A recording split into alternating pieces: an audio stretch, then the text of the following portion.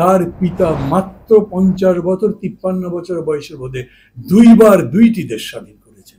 আওয়ামী লীগ খুব ঝগড়াটে দল, মারামারি দল, মারকুট্টা গুন্ডাদের দল, বেদনায় একেবারে জরাজীর্ণ, এতই কষ্ট মনের মধ্যে আছে তার সমস্ত চেহারার মধ্যে। তিনি বললেন, এত চমৎকার ভোট করলাম, বিরোধী দল মানতেই চায় না। যে দেশে প্রধান বিচারপতিকে কান ধরে বের করে দেওয়া যায়, সেই দেশে বিচার নাই, আইন নাই, সেই দেশে কর্তার ইচ্ছায় কর্ম, তার বাইরে কিচ্ছু চলছে না। আমাদের ইতিহাস নিয়ে অনেক কথা হতে পারে, যেমন এখানে আমি পড়তে পড়তে দেখলাম বলা হচ্ছে পাকিস্তান রাষ্ট্রটি ছিল অসাম্যের, অবিচারের আর জনগণের জন্য অপমানের।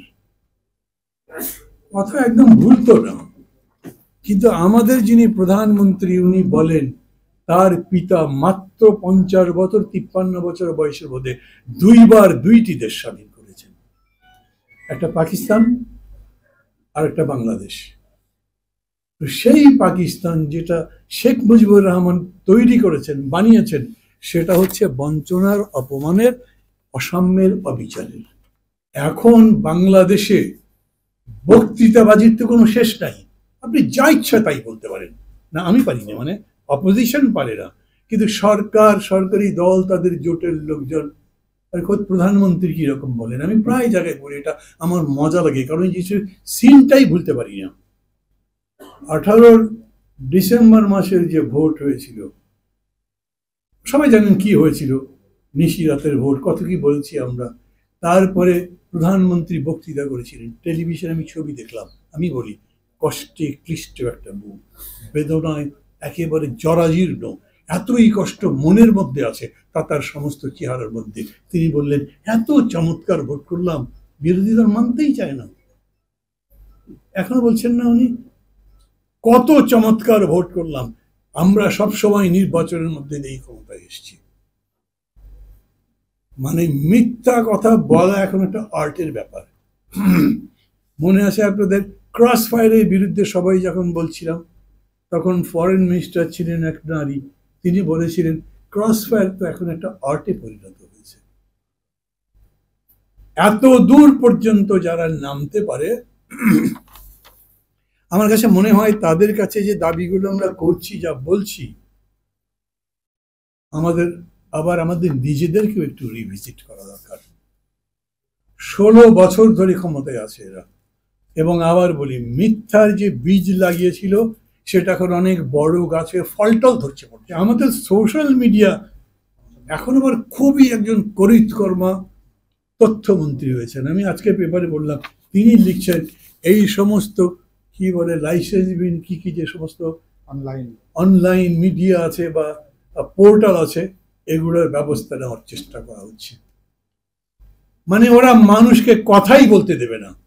আপনি তখন বলছেন রিপাবলিক ডে ঘোষণা করো, আমি দাবিটা ঠিক মনে করি, কিন্তু রিপাবলিক ডে ঘোষণা করবার পরে যদি করেও, ধরেন কি হবে, কি চেঞ্জ হবে?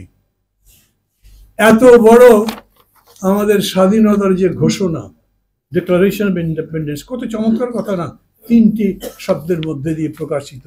কিছু হচ্ছে? গণতন্ত্র বলে কিছু আছে? মানবিক মূল্যবোধ বলে, মানুষের মর্যাদা বলে কোনো কিছু আছে? যে দেশে প্রধান বিচারপতিকে কান ধরে বের করে দেওয়া যায়, সেই দেশে বিচার নাই, আইন নাই, সেই দেশে কর্তার ইচ্ছায় কর্ম, তার বাইরে কিচ্ছু চলছে না। মানুষ একেবারে জেরবার হয়ে গেছে দ্রব্যমূল্যে।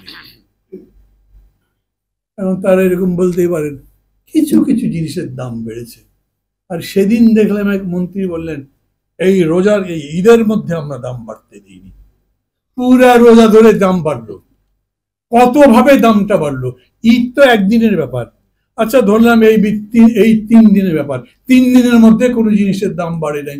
আমি পত্রিকা খুঁজে খুঁজে দেখলাম, না, 3-4টা পণ্যের দাম এর মধ্যে বেড়েছে। তো যা মনে হয় তাই বলছে। একজন বিরাট পুলিশ কর্মকর্তা এতই বড় রিসোর্ট বানান, সবাই নাকি তাক লেগে যায়, বাবা কিরকম করলো, তার বউ তার কন্যার এত টাকা যে গুণে শেষ করা যাচ্ছে না। তাদের নামে কোনো মামলা নেই, তাদেরকে গ্রেপ্তার করতে পারে না, তাদের কোনো জিজ্ঞাসাবাদ নেই, কিন্তু ইউনূস সাহেব প্রত্যেক মাসে মাঝে গিয়ে কোর্টে আদালতে হাজির হয়ে বেল চাইছেন। এখানে তো রাষ্ট্রটা যে আছে সেটাই বলা মুশকিল। এই রাষ্ট্র কেবলমাত্র এক ব্যক্তির ইচ্ছা পূরণের হাতিয়ার হয়ে গেছে। এখন এই পরিস্থিতির দাবি যেটাই ধরেন আমি বলি, আমরা লড়াই কিন্তু 15 বছর ধরেই করছি, কিন্তু শেষ পর্যন্ত বিষয়টা কি মানুষ ভাবছে। এইবারে প্রথম তো ধরেন 7 জানুয়ারির আগে পর্যন্ত 6 তারিখে আমি মানুষের মধ্যে আশা দেখেছি একটা কিছু হবে না। সব যে আমাদের কর্মকাণ্ডই হয়েছে তা না, আবার মুরব্বী যারা আছে তারাও এমন এমন কথাবার্তা বলেছে, মনে হচ্ছে এইবার আর সে কিভাবে থাকে। প্রধানমন্ত্রী নিজেই বলেছেন ওরা যদি না চায় তাহলে কেউ ক্ষমতায় থাকতে পারে না, তাহলে উনি থাকতে পারবে না। কিন্তু 7 তারিখের পর ক্ষমতায় তিনি আছেন। আমরা বলছি আমরা হারিনি, আমরা জিতেছি, রাজনৈতিকভাবে জিতেছি সত্যি মনে করি আমি। আমাদের ডাকে যখন 95% মানুষ ভোটই দিতে যায় না, এর চাইতে বড় ভিক্টরি কি হতে পারে? কিন্তু এই ভিক্টরি শাসন বদলাতে পারে নাই। এই সমর্থন, এই আন্দোলন রাষ্ট্র কাঠামো পরিবর্তন তো পরে, ক্ষমতারই পরিবর্তন করতে পারেনি। তখন মানুষ ভাবে পারবে তো।